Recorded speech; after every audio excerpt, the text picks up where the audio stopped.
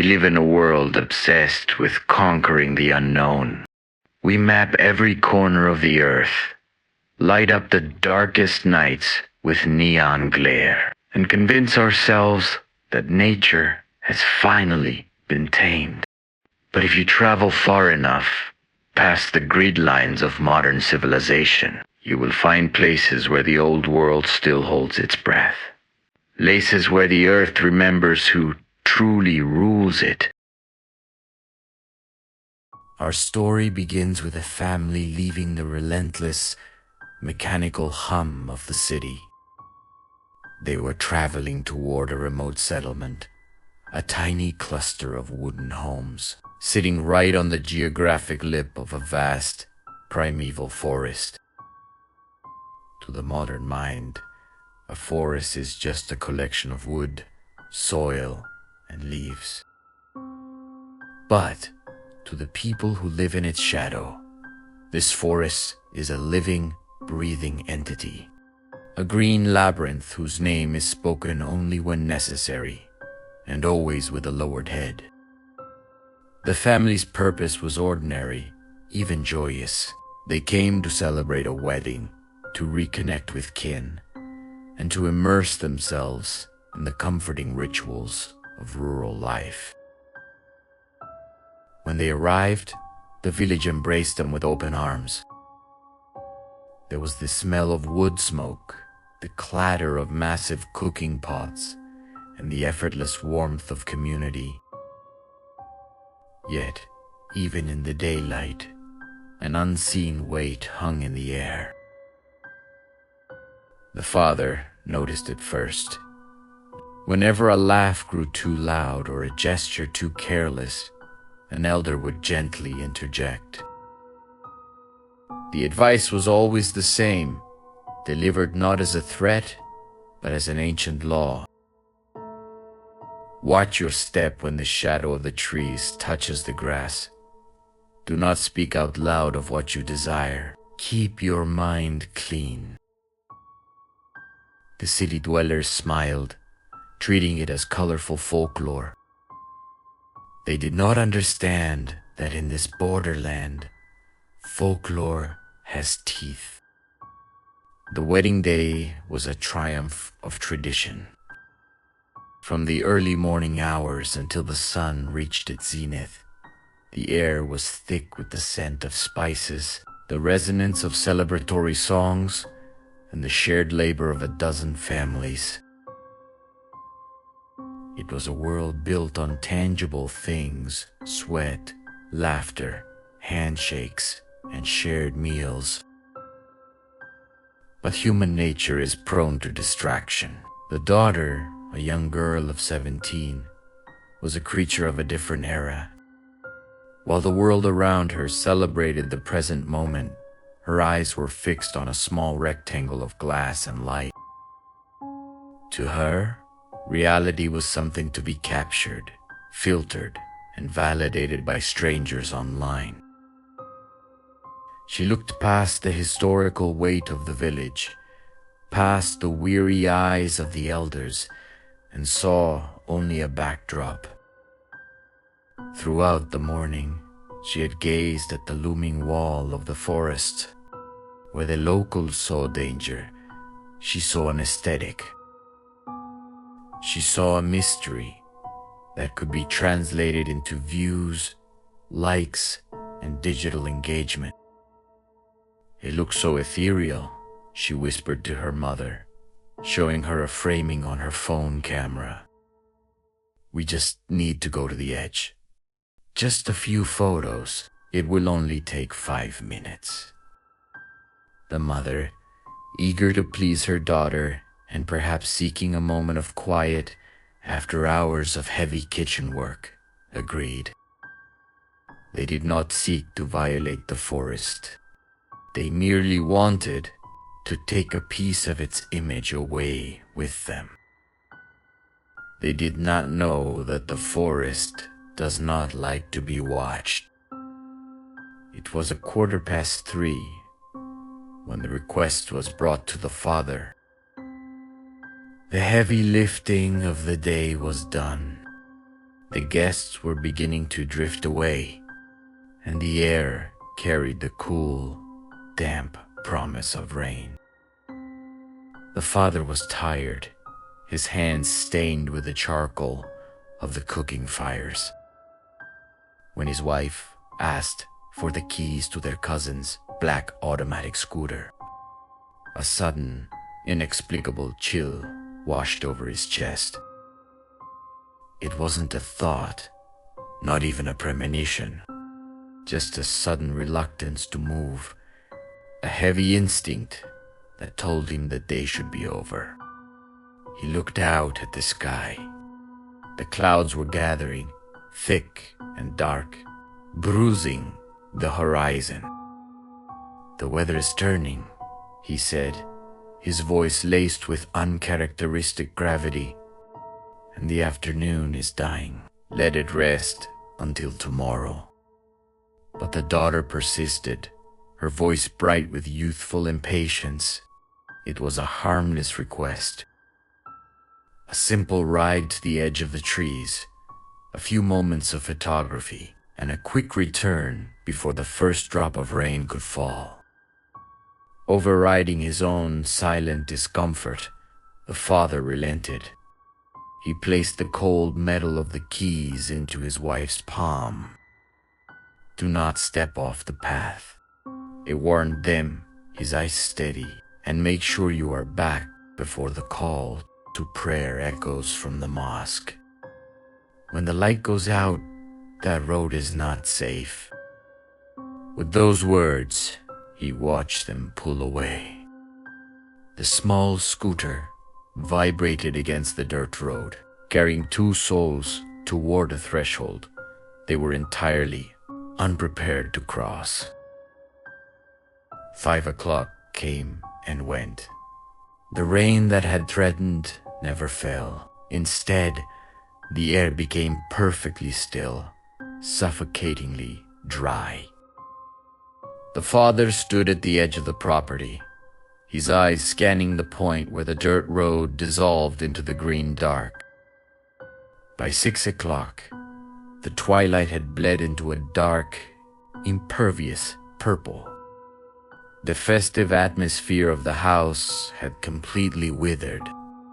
The father dialed his wife's number, then his daughter's. Every attempt yielded the same result, a hollow, rhythmic sound, followed by a cold, synthetic voice stating that the numbers were unreachable. The digital world that his daughter so heavily relied upon had abandoned them.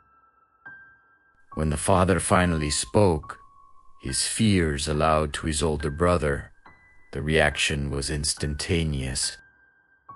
The older man's face drained of color. He didn't offer comforting words or logical explanations. Instead, he reached for a heavy iron flashlight. The brother spoke of a boy from the next valley, a smart boy. A student who had gone into the same woods with a notebook to study the plants for a school project. He had gone in at midday under a bright sun. A search party of 50 men had scoured every square inch of the brush for 3 weeks. They found his notebook, perfectly dry, sitting on a rock. They never found the boy. Within 20 minutes, the small yard was filled with men from the village. They didn't ask questions. They brought flashlights, thick ropes, and heavy machetes. The collective silence of the men was more terrifying than any scream. They knew what the forest was capable of. The search team arrived at the edge of the forest, where the road ended. The darkness here was different. It was thick, resisting the beams of their high-powered flashlights. Then, the lead guide stopped.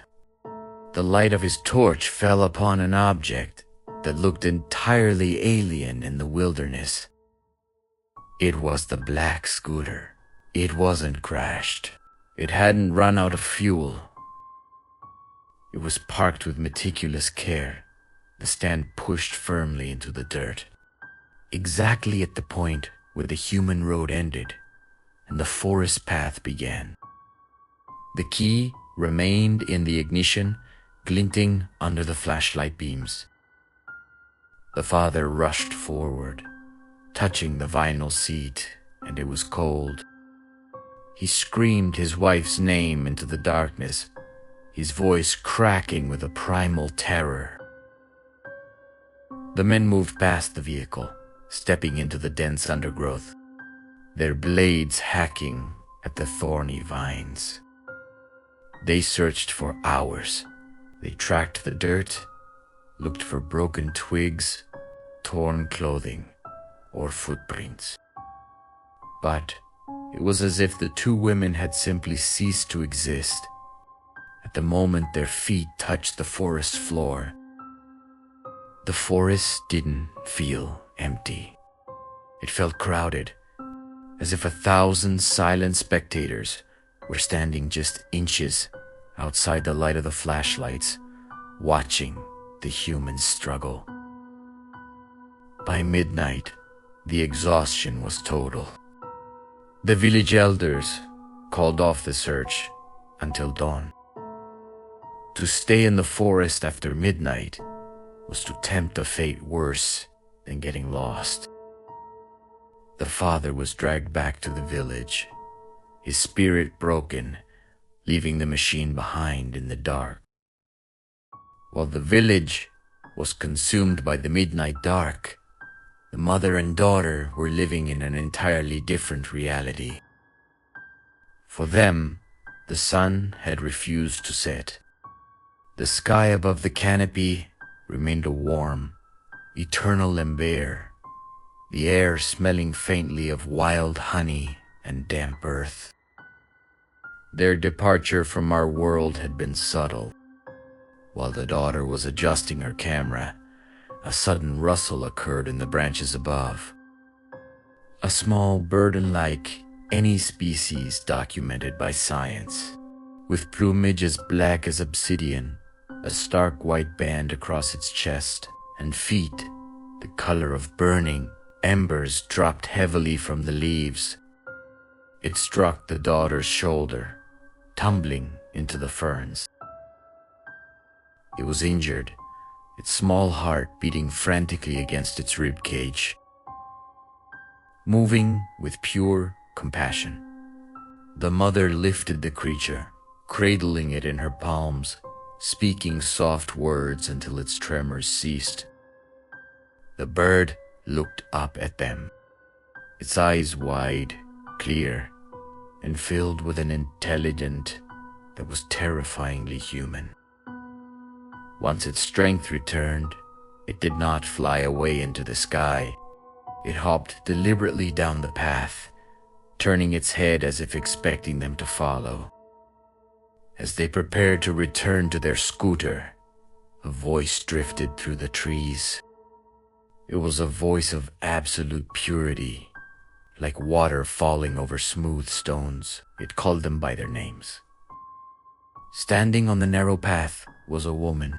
Her beauty was hypnotic, untouched by the flaws of mortality.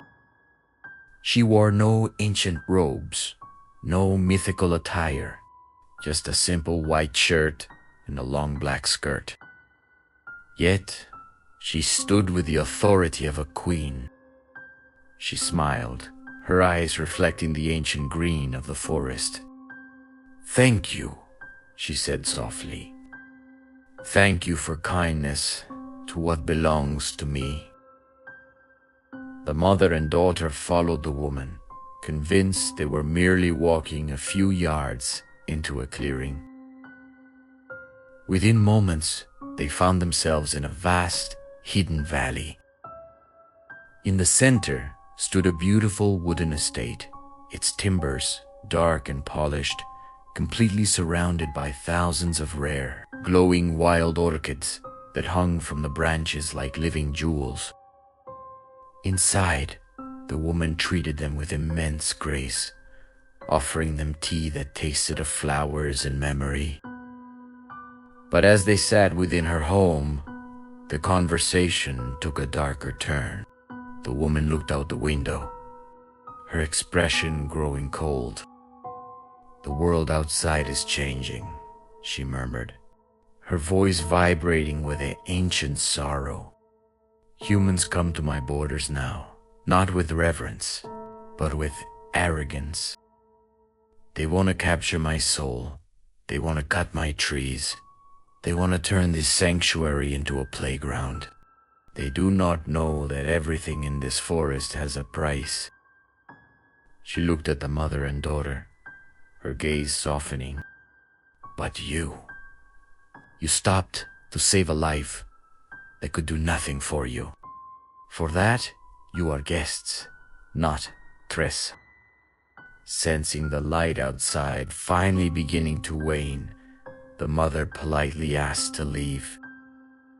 The woman rose, handing them two large banana hearts wrapped in thick leaves and a single bunch of green baby bananas. "Take this," she said, "and do not look back." She escorted them out of the valley. They walked for what felt like 2 minutes. But as they crossed the threshold between two massive banyan trees, the amber light died instantly. The warm air turned to ice. They stumbled forward, gasping, only to find themselves standing in the pitch-black night, the stars cold and distant above them. The scooter was gone. The woman was gone. Only the dark remained. At 11 o'clock that night, the front door of the family home rattled. The father, sitting in the dark, surrounded by silent men, leaped to his feet. When the bolt was drawn back, his wife and daughter tumbled into the room. They were exhausted, confused, and terrified not, because they had been missing for 8 hours, but because they believed someone had stolen their scooter in the brief 5 minutes they had been gone. The village fell into a stunned silence as the story was told. Men ran to the road, but the pathway was empty. The beautiful woman had vanished back into the shadows of the trees. The next morning, the father and the elders returned to the forest to retrieve the scooter. They tried to find the path the women had described: the valley, the house of orchids, the wide courtyard, but there was nothing. Only a wall of thorns, ancient roots, and earth that had not been disturbed for 100 years. Yet, it was no hallucination. On the wooden table in the kitchen sat the proof: 2 heavy banana hearts and a cluster of green baby bananas. The family kept them, and later, the aunt cooked the banana hearts. They were real, and they nourished the family. It was a tangible gift from a world that logic denies. A village elder sat with the father before they departed back to the city. He looked out at the tree line and whispered, "You met the soul of this place. She is the guardian. She does not seek to destroy us, but she will not tolerate our disrespect. She distorts time, she bends space, and she reminds us that we are merely visitors on this earth." The family returned to the city, but they left a piece of their modern certainty behind. They learned that behind the beautiful, silent canopy of the ancient forest, there are eyes that never blink, a mind that never forgets, and an ancient guardian who watches over the boundary between our world and the great, terrifying unknown.